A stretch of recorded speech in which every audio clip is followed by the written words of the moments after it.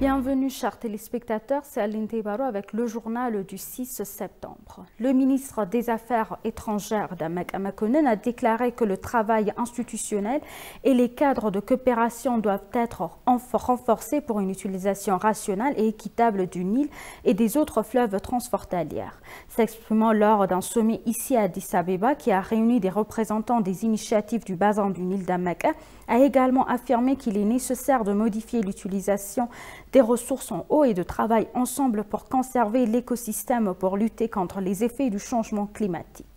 S'adressant au rassemblement des nations basées à Addis Abeba qui composent le bassin du Nil, Damek a en outre souligné la valeur des forums de discussion pour parvenir à un consensus sur des questions d'intérêt mutuel.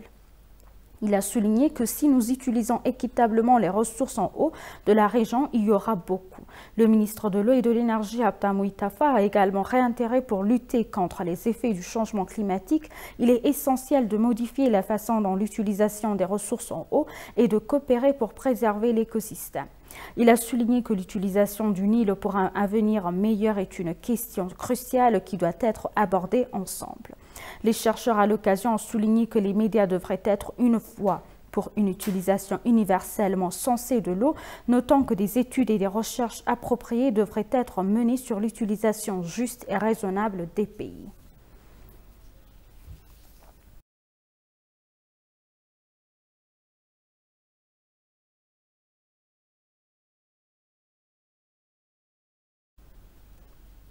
CNN continue de préparer de la propagande anti-éthiopienne et on a découvert qu'elle s'apprêtait à diffuser des fausses informations sur les génocides ethniques commis par le gouvernement éthiopien. La série des victoires remportées par les forces de défense fédérales en coordination avec d'autres forces de sécurité contre le terroriste TPLF se poursuit.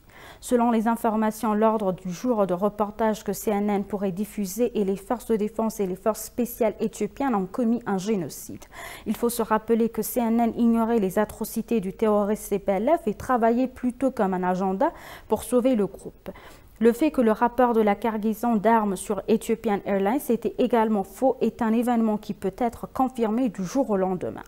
CNN continue d'être partie prenante des campagnes négatives lancées par les partisans du TPLF pour ternir le succès des forces de défense éthiopiennes professionnelles en coordination avec les forces de la coalition.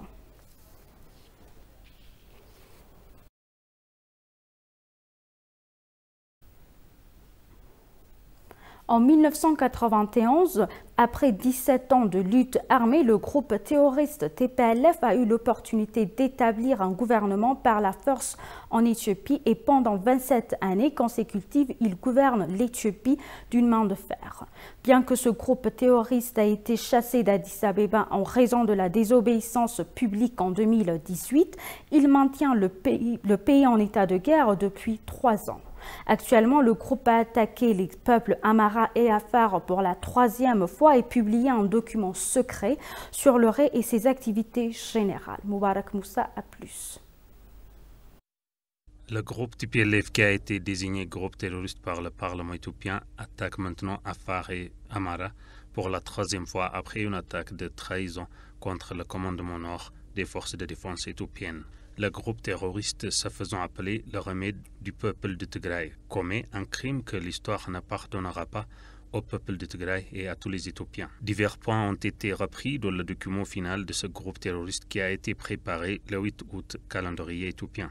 Le document a rejeté l'Union africaine en tant qu'arbitre, alléguant à tort que l'ancien président nigérien Olusegun Obasanjo a eu une relation étroite avec Abiy Ahmed et ne peut donc pas être fiable. Qualifiant une fois de plus les forces Amhara d'ennemis, le document poursuit en disant que les forces d'invasion Amhara doivent être vaincues et que leur quête de terre ancestrale est freinée. Citant que le régime a réprimé les Amhara Fano, le document a qualifié cela d'opportunité pour son expansion, s'attendant à moins de résistance de la part des Amhara. En plus de cela, le groupe joue la carte qui, selon lui, apportera la division parmi le peuple Amhara, en supposant que diviser le peuple d'Amhara avec toutes ses capacités lui apportera les résultats souhaités. La réalité sur le terrain est que le Fano travaille en étroite collaboration avec le gouvernement dans la lutte contre le TPLF. D'autre part, ce document du groupe terroriste n'a pas hésité à s'en prendre au peuple d'Afar qui faisait de grands efforts pour faciliter l'aide humanitaire au peuple de Tigray. Bien que les Afars aient été massacrés par le groupe terroriste à Galikoma et dans d'autres régions, l'aide humanitaire aux habitants de Tigray ne s'est pas arrêtée. En ce qui concerne la région d'Oromia, le TPLF a révélé qu'il travaillait à déstabiliser l'Éthiopie avec le groupe Shane qui s'est fait appeler l'armée de libération d'Oromo et aujourd'hui, comme hier, il exprime son intention d'utiliser les partis originaires d'Oromia pour faciliter sa marche à Addis Abeba. Les forces de sécurité conjointes éthiopiennes ont confirmé que le terroriste TPLF continue de détourner des aliments nutritifs tels que mélange maïs-soja par les agences internationales aux enfants malnutris de la région pour nourrir ses combattants.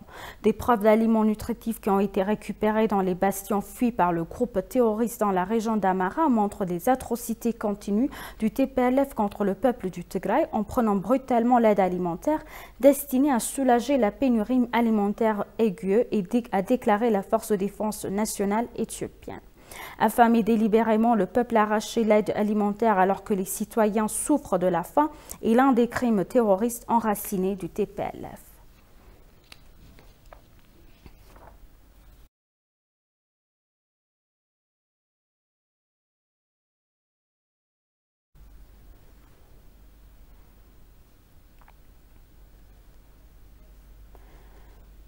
L'ambassadrice éthiopienne en Inde, Tizeta Mulugeta, a salué la détermination du gouvernement à trouver une solution pacifique au conflit dans le Nord dans le cadre de l'Union africaine.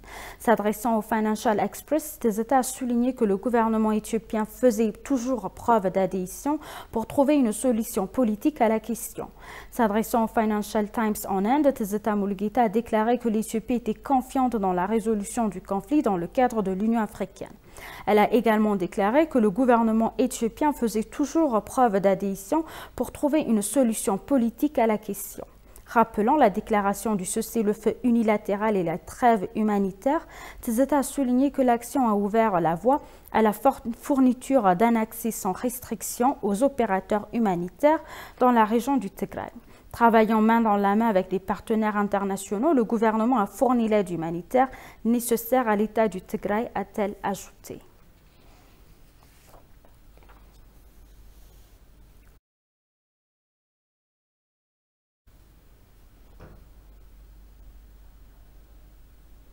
Les captifs qui se sont rendus aux forces de défense nationales éthiopiennes sont sur divers fronts ont révélé que le terroriste TPLF puissait la génération des jeunes de la région du Tigray en relançant la guerre destructrice. Les captifs ont outre révélé que le TPLF avait forcé chaque famille à échanger au moins un combattant et à enrôler les Tigrayens mineurs sur la ligne de front. Les captifs ont déclaré que ceci montre clairement que c'est un gang qui draine la future main-d'œuvre de la région. Ils ont révélé qu'ils avaient rejoint la force de défense nationale éthiopienne après avoir fui parce qu'ils s'étaient rendus compte qu'ils avaient subi un lavage de cerveau par le groupe terroriste et pour se soulager des abus et de la torture auxquels ils étaient confrontés de la part du gang barbare. Ils ont également divulgué que le groupe terroriste avait attaqué la nation avec un thème futile, la prospérité du Tigray sera sur la tombe de l'Éthiopie pour détruire l'Éthiopie et disperser son peuple. Et ils ont dit qu'ils avaient convenu qu'il s'agissait d'une bataille insignifiante pour le terroriste découragé.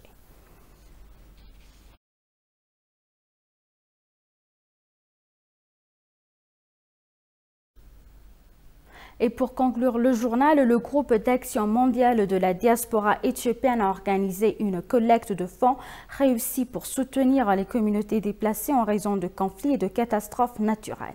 À cette occasion, l'ambassadeur d'Éthiopie aux États-Unis, Selachie Bakala, a apprécié les organisateurs et tous qui ont contribué à cette noble cause. Il a également exhorté la diaspora à intensifier ses engagements sur tous les fronts, tels que l'information de la communauté internationale sur la vérité sur l'Éthiopie, le transfert de compétences et de technologies, la création d'institutions, la diplomatie numérique et publique.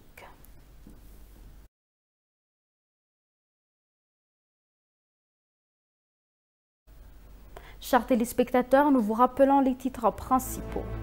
Les véritables couleurs du TPLF révèlent dans son idéologie principale.